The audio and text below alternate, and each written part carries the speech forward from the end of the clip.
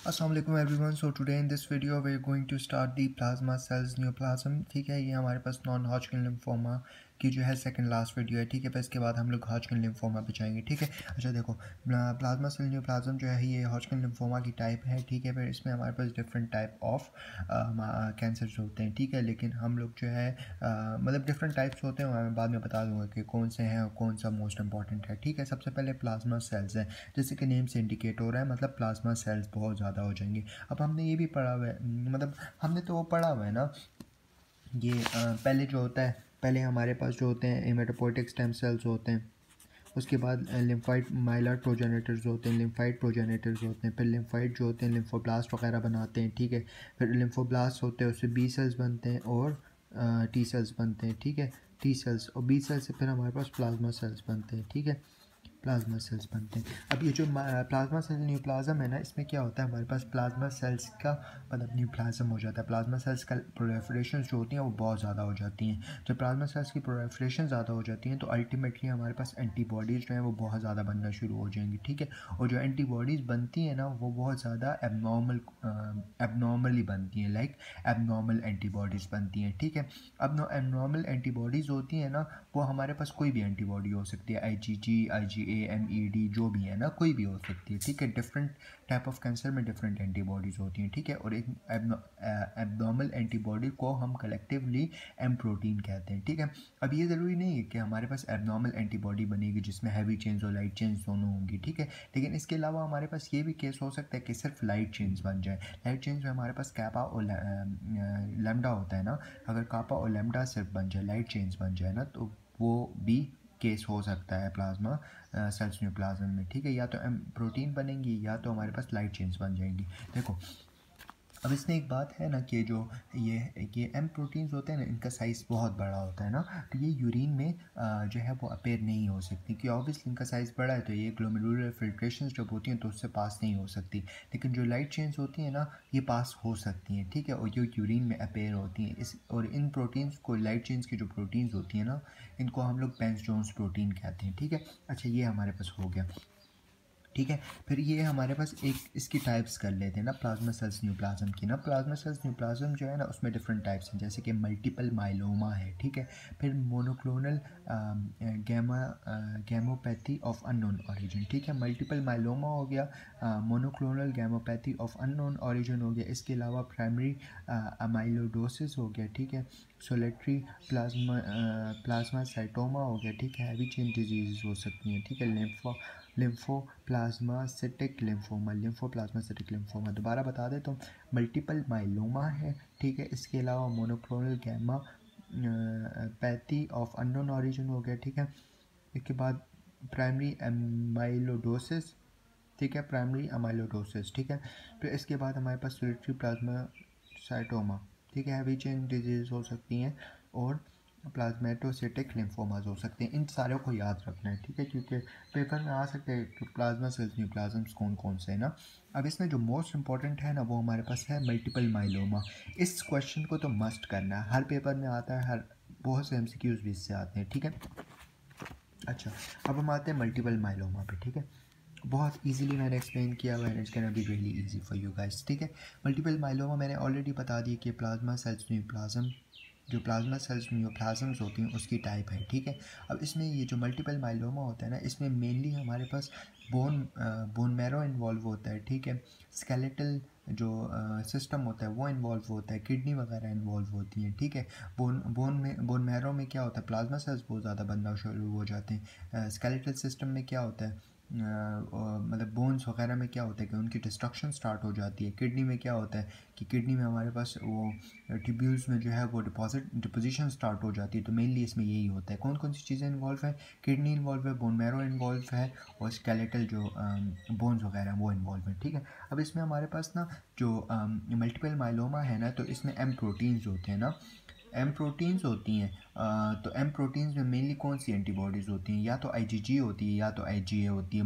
Mainly ये antibodies होती हैं. अब IgG जो होती है वो 60% केसेस में प्रेजेंट होती है. ठीक है, लाइक 60% IgG होती है और 20% जो है वो IgA होता है. इसके अलावा जो डिफरेंट एंटीबॉडीज़ हैं ना जो रह गई, ये E हो गया, M हो गया वगैरह वगैरह ना, वो D वगैरह वो भी होती हैं लेकिन वो बहुत रेयर, बहुत कम क्वांटिटी में होती हैं, ठीक है। इसके अलावा हमारे पास 20% जो है वो भी हो सकता है, ये गैमा और लेमडा नहीं है, लाइट चेंज, ये भी प्रेजेंट होती हैं, ठीक है। दोबारा बता देता हूँ, 60% IgG, 20% IgA और 15 to 20% गैमा एंड लेमडा, ठीक है, that's it.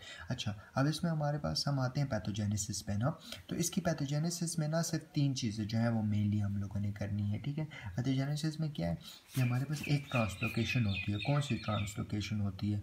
Mainly chromosome number 14 पर ट्रांसलोकेशन होती है। देखो, ये हमारे पास जो साइक्लिन डी होता है और साइक्लिन D3 होता है, मतलब ये कोई भी ये डिफरेंट क्रोमोसोम पर प्रेजेंट होते हैं, ये ट्रांसलोकेट कर जाते हैं, ठीक है, on chromosome number 14। Chromosome number 14 पे हम ऑलरेडी कह चुके हैं कि IGH होता है, ठीक है। साइक्लिन D एंड D3 जो होता है क्रोमोसोम नंबर 14 पे ट्रांसलोकेट कर जाते हैं, ठीक है। इसके अलावा हमारे पास MYC जीन जो होता है, जो क्रोमोसोम नंबर 8 पे प्रेजेंट होता है, ये भी हमारे पास 14 पर ट्रांसलोकेट हो सकता है, ठीक है। उसकी वजह से क्या होगा कि ऑब्वियसली इनकी वजह से क्या होगा कि हमारे पास सेल साइकिल बहुत ज़्यादा प्रोग्रेस हो जाएगी, अल्टीमेटली हमारे पास सेल सिंथेसिस बहुत ज़्यादा हो जाएगी और कैंसर्स हो जाएंगे, ठीक है। Apart from that there is going to be, जो हमारे पास माइलोमा सेल्स होते हैं ना, वो हमारे पास डिफरेंट इंटरलकिन रिलीज़ करते हैं। इंटरलकिन 6 हो गया, इसके अलावा इंटरलकिन बीटा हो गया, ठीक है, ट्यूमर नेक्रोसिंग फैक्टर्स हो गया। इन सब चीज़ों की वजह से हमारे पास अल्टीमेटली रिलीज़ होता है रैंक एल, और रैंक एल जो होता है वो ऑस्टियोक्लास्ट की एक्टिविटी को इंक्रीज़ करा देता है। जब रैंक एल जो होता है ऑस्टियोक्लास्ट की एक्टिविटी को इंक्रीज़ करा देता है तो हमारे पास बोन की डिस्ट्रक्शन ज़्यादा हो जाती है, लिटिक लेजन स्टार्ट हो जाती हैं बोन में, ठीक है। तो यही 3 चीज़ें होती हैं, ट्रांसलोकेशंस होती हैं। ट्रांसलोकेशन के अलावा हमारे पास जो बोन लेजन्स होती हैं ना, लिटिक वगैरह, तो उसके लिए क्या होता है कि हमारे पास interleukin 6, tumour necrosing factor, interferon beta वगैरह जो है, इंटरलेकिन बीटा सॉरी, ये चीज़ें रिलीज़ होती हैं, रैंक एल रिलीज़ होता है और लेजन्स वगैरह होती हैं, ठीक है।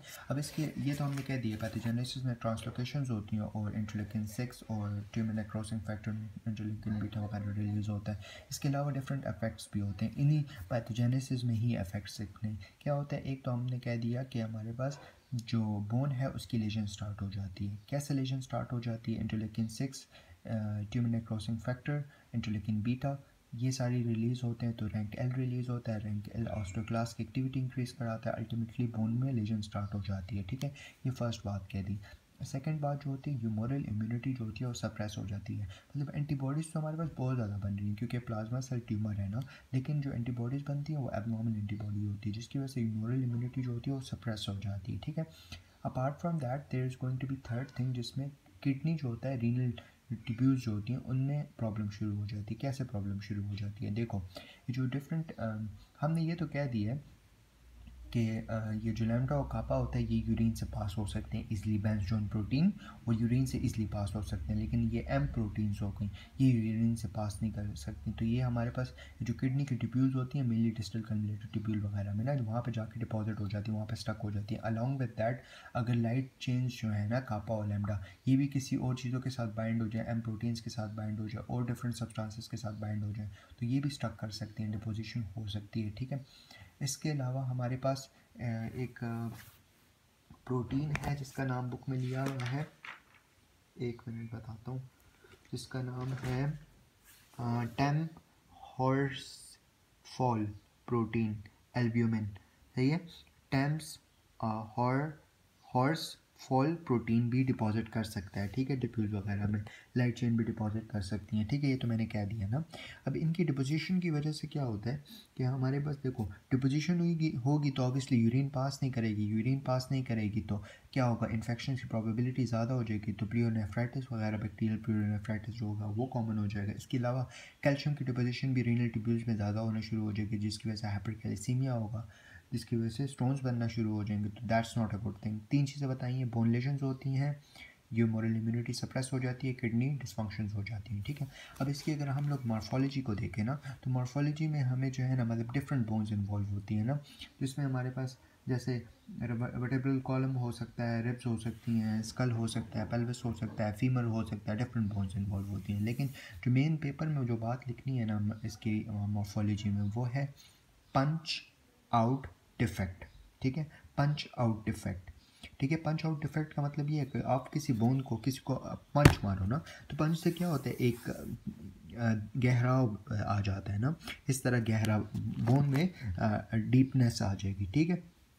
उसको आप पंच आउट डिफेक्ट कहते हो। और ये पंच आउट डिफेक्ट होता है ना, इसका साइज़ तकरीबन 1 to 4 सेंटीमीटर तक होता है, ठीक है। अच्छा, इसके बाद हमारे पास अगर हम ब्लड में देखें ना, तो हमारे पास प्लाज्मा सेल्स का लेवल बहुत ज़्यादा होता है ब्लड और बोन मैरो में, ठीक है। इसके अलावा हमारे पास जो माइलोमा नेफ्रोसिस हो जाता है। माइलोमा नेफ्रोसिस किसे कहते हैं कि हमारे पास जो किडनी होती है ना, उसमें हमने कह दिया कि हमारे पास बेंजोन प्रोटीन्स और डिफरेंट टाइप ऑफ डिपोजिशंस और जो टैम हॉर्स फॉल प्रोटीन्स वगैरह एल्ब्यूमिन में वगैरह डिपोजिशंस होना शुरू हो जाती हैं, ये हमने कह दिया है, ठीक है। इसके बाद होता है मेटास्टैटिक कैल्सिफिकेशन, मतलब कैल्शियम डिपोजिशन भी स्टार्ट हो जाती है किडनी में। और लास्ट पॉइंट ये है लाइट चेन अमाइलोडोसिस, मतलब लाइट चेन की भी डिपोजिशन स्टार्ट हो जाती है किडनी में, ठीक है। अच्छा, अब इसकी क्लिनिकल फाइंडिंग्स में अगर हम फीचर्स में देखें ना, तो हमने कह दिया है बोन में डिफेक्ट होगा, किडनी में डिफेक्ट होगा, ह्यूमरल इम्यूनिटी में डिफेक्ट होगा, ठीक है। तो इसके लिए एक निमोनिक है ओल्ड क्रैप। ओल्ड क्रैप मतलब ये ओल्ड लोगों में होता है। सी से मतलब कैल्शियम का लेवल बहुत ज़्यादा हो जाता है, रीनल डिफेक्ट्स होते हैं। ए से एनीमिया वगैरह हो सकता है। एंड बी से मतलब इसमें वो हो सकता है लेटिक बोन लेटिक लेशंस होती हैं, ठीक है। अब लाइव डायग्नोसिस में हम इसके लिए क्या करते हैं, मेनली यूरिन को देखते हैं, ब्लड को देखते हैं, बोन मैरो को देखते हैं, उसकी एनालिसिस वगैरह करते हैं, ठीक है। यूरिन में हम लोग मेनली बेंजोन्स प्रोटीन्स देखते हैं, ब्लड में हम डिफरेंट आरबीसीज वगैरह, ये सार वगैरह, प्लाज्मा सेल्स वगैरह, ये सारी चीज़ें देखते हैं, ठीक है। बोन मैरो जो एनालिसिस होती हैं उसमें भी हम प्लाज्मा सेल्स का लेवल देखते हैं। रेडियो में हम लोग जो है ना बोन्स को देख रहे होते हैं कि पंच आउट डिफेक्ट्स वगैरह, मतलब बोन में लेजन्स तो नहीं है ना, ये सारी चीज़ें हम लोग करते हैं। Urine, blood, bone marrow and radio examinations, ठीक है। ये हम लोग का मल्टीपल माइलोमा हो चुका है, ठीक है। इसके बाद एक और वीडियो होगी नॉन हॉजकिन लिम्फोमास पर, लेकिन उसके बाद हम लोग हॉजकिन लिम्फोमा स्टार्ट करेंगे। That's it, thank you.